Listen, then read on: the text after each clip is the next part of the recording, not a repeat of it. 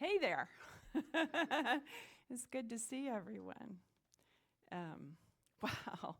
Shannon, Teddy, beautiful. Let's appreciate them again and appreciate the writer of that song. Um, I think I originally heard it done by Garth Brooks. Not that I have his CDs or anything, but as I was writing the talk, I kept on hearing that refrain. We belong to each other. Is how he did it. We belong to each other. And so I looked it up and Googled and found it, and then found who really wrote it. And Mike gave it to you, and there it is. And it was just beautiful, just beautiful. So. Thanks to everyone here for creating this sacred space here this morning. It takes a village to create Ahava. And I'm really glad to be here with all of you, considering that I almost didn't make it. I know, gasp. And I will tell you why in a minute. So as a writer and a storyteller for most of my life, I've done a lot of thinking about what gives stories their power. And I'm excited to share some of my thoughts with you this morning. In 2013, I took a deep dive into the power of story as I began a project called Core Empathy, creating this book with my writing partner and colleague, this development book for literacy teachers. And over the 7 years that I was creating this, among other things, I did a lot of research on the neuroscience behind what gives stories their power. So I learned how these brain cells called mirror neurons. Are there any science geeks here? Raise your hand if you're a science geek. Yeah, this is so cool. Maybe you will be after you hear this. So there are these brain cells called mirror neurons that are at work, that light up as we read or listen to a well-told story. And they inspire our empathy, so I call them empathy cells, connecting us to that story world, that character, that life experience, as if it were our own. When we open a novel, it's like we put on this virtual headset. You know those things? Have you ever seen them where they put them on and then people are going like this? And because they're in a whole nother world. And you put on this headset and you ride the ups and downs of that character's life in that character's world.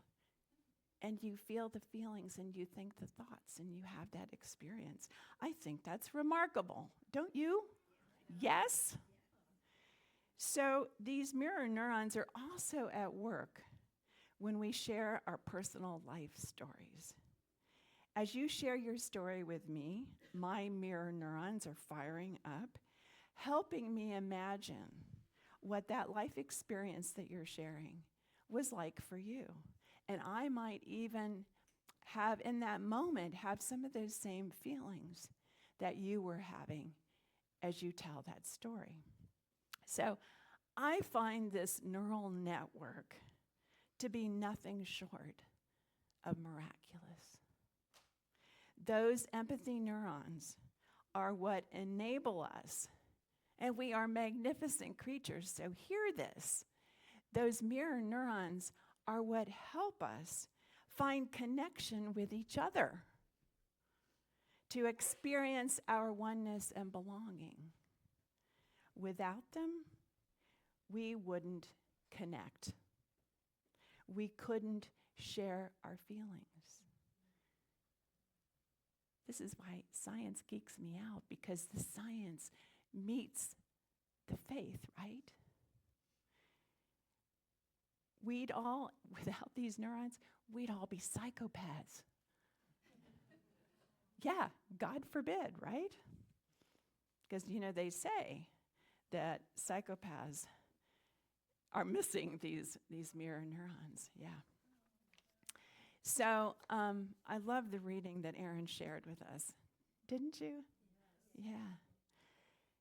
I love this idea that belonging is not just something we obtain, but an invitation that we extend to another human being.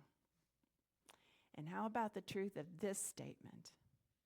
Whether we have always felt welcomed or have spent our lives standing on the edges, or a little bit of both, we carry the same deep human longing to be seen, to be heard, and to know that we matter. Have you ever longed for those things? Please raise your hands if you have. To be seen, to be heard, and to know that we matter. I'm glad to see that we're all human beings here this morning. A few aliens too, but that's all right. They're welcome. They belong, right? The flip side to that longing is fear. The fear of not being seen or heard. The fear of not mattering. The fear of not belonging. The fear of being seen as other. And these fears, ironically, can block us from that which we long for. What's a human being to do? Well, I know this fear. It's the reason I almost didn't make it here today. It wasn't some big old tragedy, but it was a fear. So would you like to hear my story? Yes. You must say yes, otherwise it's a very short talk. Okay. All right. So Jonathan, my beloved husband, and I vacationed in Florida this last winter for a few weeks. And while we were there, we participated in this experience called an interfaith story circle. There were over 40 people gathered in one place that evening from all different faiths and of none. Muslim, Christian, Quaker, Jewish, Episcopalian, and I think there were probably a few atheists in the mix. And we joined together in a big circle, and then we broke into smaller circles of about 6 or 7 people each. And we shared our personal stories around a common topic. The topic for that evening happened to be caregiving. And so we were invited to tell about a time when we were a caregiver for somebody else, or when someone cared for us. A few people in my circle even told about a time when they weren't able to care for a loved one and how difficult that was. Well, the experience was powerful, just powerful. We walked into a room full of strangers. There we were on vacation, right? We knew no one. And we walked out a community. That was the power of sharing those stories, those simple stories. Nothing prepared, nothing performed, just sharing. And so I naturally had this inclination, this idea. I wanted to bring this back to Ahava, right? Actually, I wanted to bring it back to Lexington. And I thought the perfect place to seed this idea of an interfaith story circle was here at Ahava. And so I thought, well, I could give a talk on the power of story, and we could have this experience afterwards of a story circle, and hopefully plant a seed that would grow in Lexington, here in Lexington. But I had a problem. Fear. It had been so long since I had attended services here at Ahava regularly that I was afraid that I no longer belonged. I know that may be hard to believe, but it was true. I was afraid that others might think that I no longer belonged. And so how could I presume to offer a talk or a workshop or anything else for that matter? You see, this was the story I was telling myself. Have you ever done that? Oh, they jumped, yes. Talk yourself out of something wonderful because of fear. Well, I felt that fear. But you know that saying, you feel the fear and you do it anyway? Well, I felt the fear, but I decided to look into it. And so I emailed Nancy Eisen. Ta-da! Okay, fully claim this story with me. Can you raise your hand to say, yeah, this is our story? Okay. So I emailed Nancy Eisen with my idea. But then she didn't answer back. I know. A week, 2 weeks, 3 weeks, and a month went by. Nothing. I still hadn't heard from her.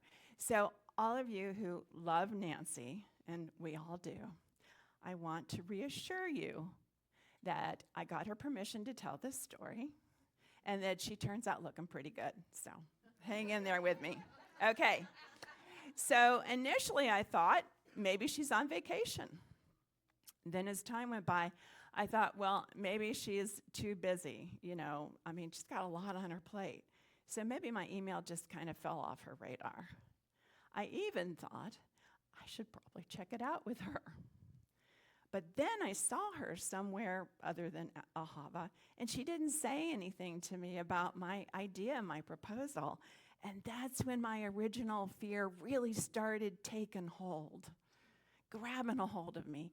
Are you still with me here? Have you ever experienced this? Just please. Okay. So I thought maybe she's mad at me for not being loyal to Ahava. Maybe she thinks I don't belong. Maybe I don't belong. Which turned into, maybe I'll just forget the whole thing. And wouldn't that be sad? But how powerful this fear of not belonging can be. Yeah, it's true. If only I had heard last week's talk with Reverend Bob, who said that our fears are invitations to look deeper into ourselves. But I hadn't heard it yet, so. And then, well, you might say, why didn't I talk to her? That would be a simple thing. But again, there was fear. And I was afraid that my story, here's the deal. I was afraid that I checked it out with her, that my story of not belonging would be confirmed to be true. And why was that? Because deep inside me somewhere, I believed it. I believed it. So then a couple things happened. The first was an invitation from Colleen Steele, who may raise her hand. I did not ask her permission, but I hope this is okay. This was, an invitation from her to come to a service. Never doubt the power of an invitation. Here was someone who seemed to think I belonged. And so I came. And once there, Reverend Sunny talked about community. And something she said made me realize I need to talk to Nancy. I need to tell her about my fear. Because I knew at that point that my fear and my story that was narrating in my brain was coming between us. This was no longer about doing a talk and facilitating a workshop or an experience. This was about us, Nancy and me. And so after the service, I asked Nancy for a moment alone. And then I shared my story, the story I just told you. And then Nancy in turn shared her story, which included, yes, indeed, a vacation, a month away from home, coincidentally in the desert in California, which is quite metaphoric.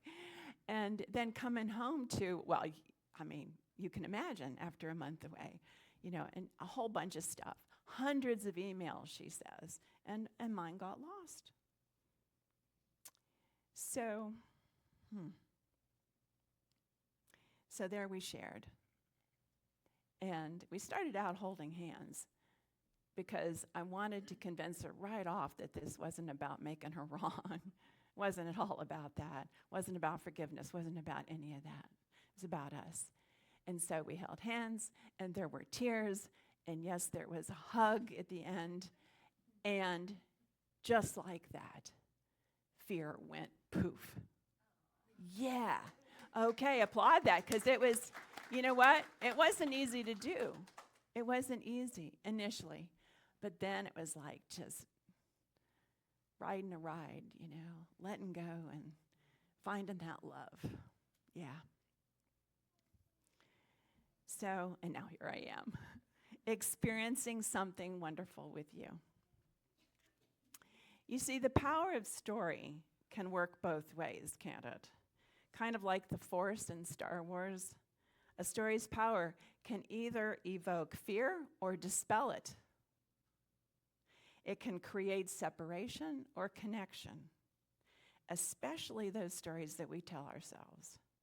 It's up to us, truly, to become aware of the narration that we have running in our heads. If we don't like the experience that we're having, then we might want to consider a different story, running a different story, just like Nancy and I did with each other. We created a new story, a story of belonging, a story of friendship, a story of love. Humans have been sharing stories about their life experience since we sat around the first campfire. We share our stories over meals with friends in the community room after service, over Zoom with distant relatives and friends. The very foundation of 12-step programs like AA and Al-Anon is around storytelling, where people gather together and share their stories of their challenges and their overcomings, their strength and their hope. And in those rooms, I guarantee you, stories transform lives of both the ones sharing and the ones who listen. So folks, we're wired for this connection. Sharing our life stories gives us the opportunity to activate this neural network, this marvelous neural network that was created within us, and to know our oneness and our uniqueness. I am one and I am unique, and both truths can be true at the same time. They don't cancel each other out. So new thought centers like Ahava affirm that there is but one presence and one power in the universe, God the good, and that therefore we are one. So we hear this every Sunday, right? But what good is this truth if we don't open ourselves to experience it? I'm going to say that again. What good is that truth if we don't open ourselves to experience it? If we let fear get in the way? Sharing our stories is one way that can activate this connection so that we may experience that oneness, that belonging, as community, as family, as friendship, as love. Experiencing our oneness through story is one of the best ways to inoculate ourselves. And all this talk of vaccinations, well, here's a way to inoculate ourselves against all the fear-based stories that are out there. And boy, are they out there, yes? Yeah, I'll be the first to admit that they can get me down. But this isn't about blocking out the news or ignoring reality. It's about creating immunity against the powerlessness, or I would say the illusion of powerlessness, that those fear-based stories engender in us.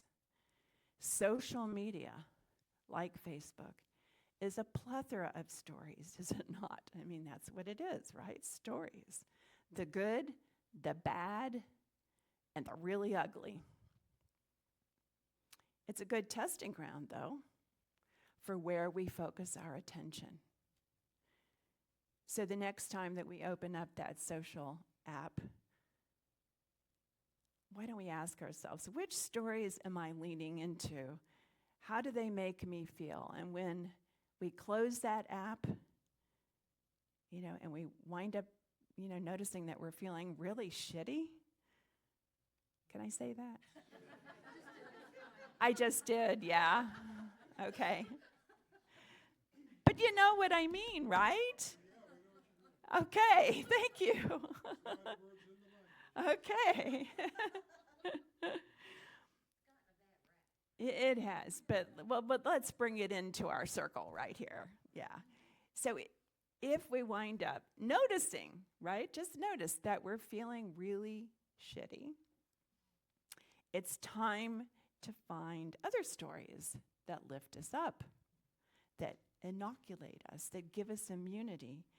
And there are plenty of those out there too. Or maybe yet, I have an even better idea. Seek out human connection in real life. Okay, seek out human connection in real life, IRL. See, I'm cool, right? IRL. And extend an invitation of belonging to swap stories about whatever is on the top of your heart. Tell me a story about something good that happened to you this week, or something difficult, or something beautiful. And I will listen. And then I will tell you mine. Does that sound unrealistic? No. Does anyone have the time for that anymore? No, really, think about it. We're talking about maybe 10 minutes here, maybe a little, few a little longer. But is that too much to ask of ourselves? Or are we just going to keep missing each other? Oh, boy. I don't want that for us. I don't want that for me. I want us to set down the things that are distracting us and look at each other. Ask good questions of each other. Share our stories and listen. That's what I want. In this seemingly fractured world, sharing our stories is a radical act. I think every day I wonder, what can I do, right? I mean, you read the news and you think, what can I do to help, this fragmentation? Well, sharing our stories is a radical act. It's a way that the other becomes us. As we see ourselves through each other's eyes, as we hear ourselves through each other's words, as we discover the infinite expressions of the one divine presence in each other's lives. Furthermore, extending an invitation to belong is another radical act. I hope you'll come next Sunday. Or would you like to sit together? Or I do hope that you can make it to this afternoon story circle. Tell me about something that happened to you this week, something that you're grateful for. A radical act can be as simple as that. And yes, it takes courage. It takes courage to become vulnerable and trust, or vulnerable and not trust and do it anyway. Ooh. It takes courage to listen to each other deeply, to set down the devices and to listen. It takes courage to extend an invitation of belonging, and not just to our friends, but to the ones we have yet to know. But the reward is great. The reward is nothing less than a community that works for everyone. May it be so. Thank you.